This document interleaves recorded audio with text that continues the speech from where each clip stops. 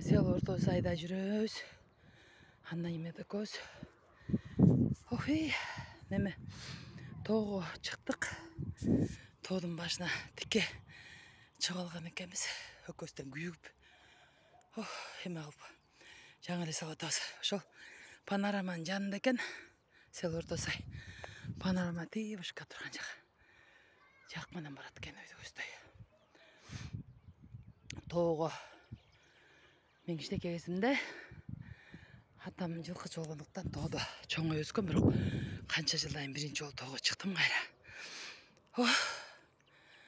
Ошол сонун экен тоо, Кудай батасын берсин. Бүгүн болсо 10-апрель 2021 жыл.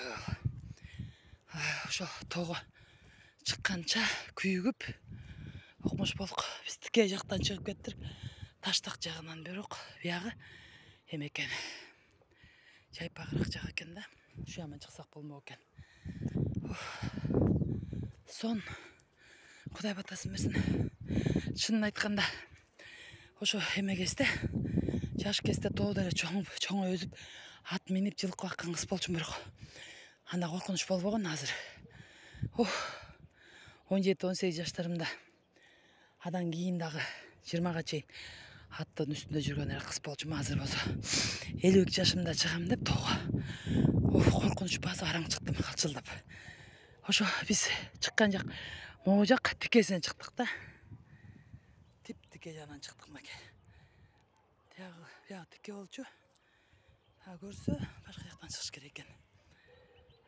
Шаардын бүткөнү өткөн Шаардын үстүнөн.